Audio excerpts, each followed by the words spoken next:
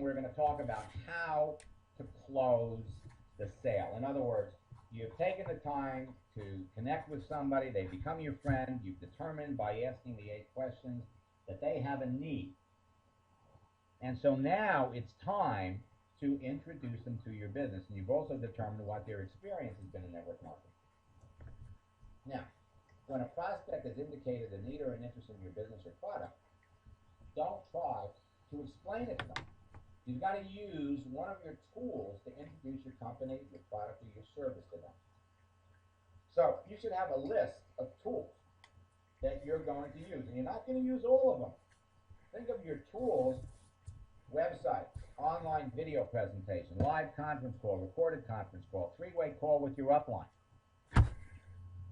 Think of all of these tools as potato chips in a bag, and you want to give your prospect one chip at a time. Don't overwhelm them. Now, some people prefer to talk on the phone with a prospect before sending them information or using the tools, and that's a matter of personal preference. However, at the time you give the information to your prospect, it could be email, it could be an instant message, try to set a definite date and time to review the information with them.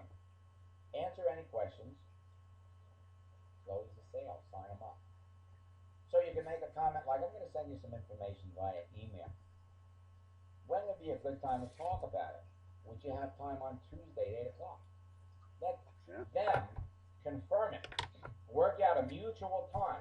Don't just send out the information without getting some kind of a commitment to reconnect.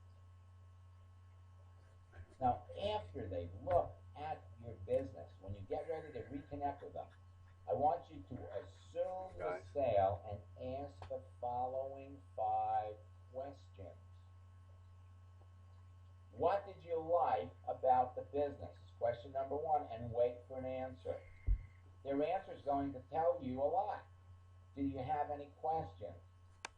3, do you understand how you make money?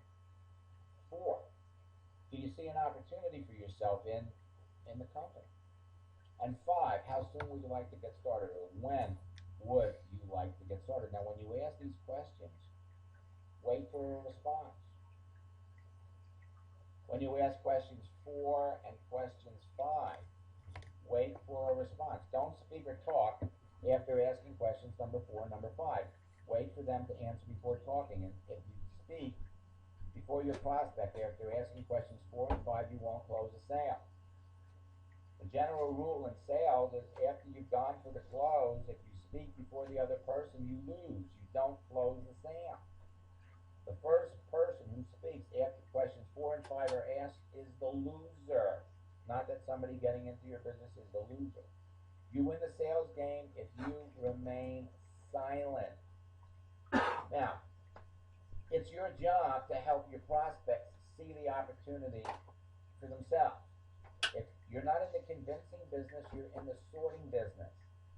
Now, what's their investment? Is it $300, $500, $1,000, $1,500? Believe it or not, it's just as easy to sell a $1,500 deal as it is to sell a $300 deal.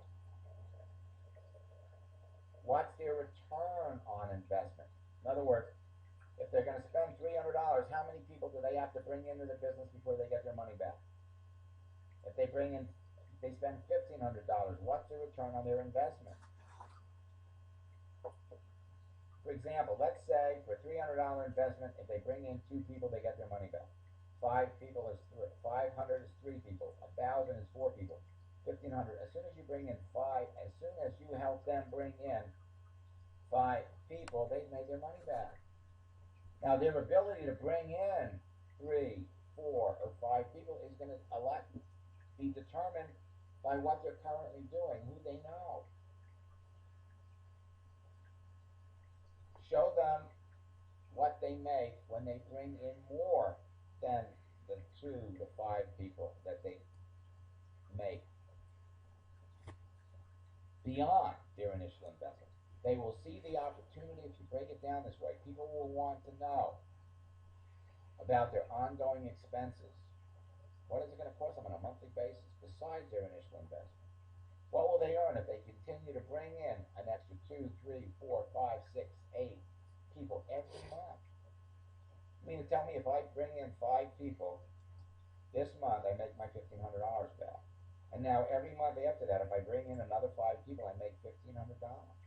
What if I bring in 10 people? Show them the money. As their sponsor, it's your obligation to help them reach their goal. So how do you help them?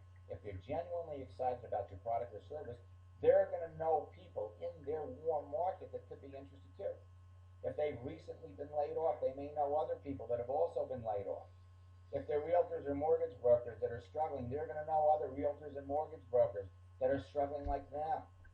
If they're an unhappy networker in a company that's changed their compensation plan and they're not happy, there are going to be lots of other people in their business that they could bring into their business too. The young postal worker who added 1,000 people to her business in 4 months found an unhappy network marketer who changed their compensation plan, and that unhappy network marketer brought 1,000 people into her business over 4 months. When Gary Walker added 1,000 people to his business in a week, it was because he found an unhappy network marketer who drove 1,000 people to his website in 1 week. Give them a crash course in your business. You're not here to educate them about making money on MySpace or any social networking site. Your knowledge revolves around your business and your company. Show them the company tools. Help them close their first sales. And if they want to learn how to do this on the internet, introduce them to me if they want to work online. Your job is not to train them how to sell on MySpace. Your job is to introduce them to the business and help them close sales. And remember, while you're working with your new recruits, while you're working with your new people, you must still continue on a daily basis to reach out and find new people, to reach out and make new connections. Don't fall into that trap of getting into a management mode where now I'm no longer recruiting, I'm no longer bringing in new people. I'm trying to manage and help the people that I have. You will always continue to bring in new people. And so remember, use the tools that your company has laid out for you and ask these questions. What do you like about the business? Do you have any questions? Do you understand how you make money? Do you see an opportunity for yourself? And how soon would you like to get started? You have unlimited access to people. You have the ability to reach out and connect with people who have a need. There's no longer any rejection involved. And now when you introduce the business, use the tools, ask these 5 questions, and you are on your way to closing one person